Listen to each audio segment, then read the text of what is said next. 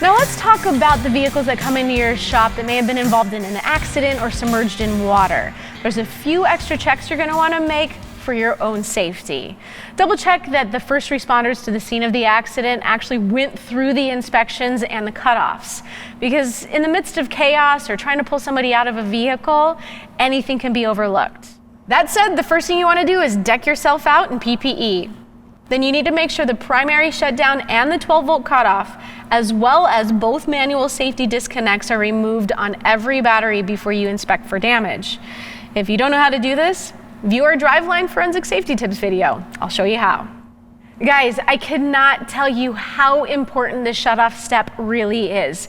Think about it. Vehicle comes into the body shop, needs some sheet metal repair. You come across some of that voltage. It could be, well, let's say, very shocking.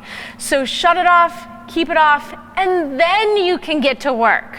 All right? You're also going to want to look around the batteries, the connections, the tubing for any sort of leaks or bubbling or corrosion, anything that can indicate damage to a component. The process is the same for a crash or a submersion. There are a few extra things that you need to know about an EV that has been submerged in water.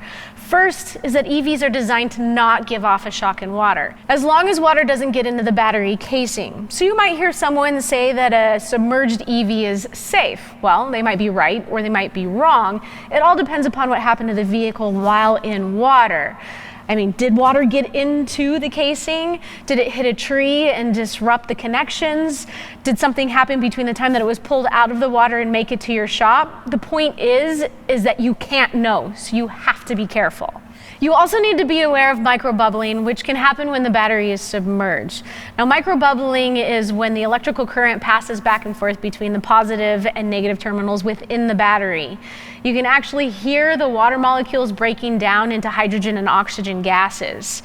This indicates that water has gotten into the high voltage battery pack and is a very bad thing, a major safety concern. If you hear this, steer clear of the vehicle and call 911.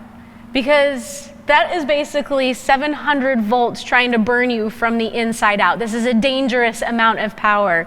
You need to be very careful. Remember, it is always better to be safe than sorry. And obviously the water will permanently damage the battery and its components, so when it's safe to do so, you'll replace the battery and anything else that needs it. Okay guys, a couple things to check out before we wrap up here. First, remember to watch the Driveline Forensics safety tips and basic vehicle overview videos. Also, if you or your customers are debating between buying diesel versus EV, you have to try out the Dana Total Cost of Ownership Calculator. It's a super cool free tool that helps you calculate the money you will save by purchasing an EV in just one vehicle or an entire fleet of them. So check it out. I'll drop the link right here, and we'll see you guys next time.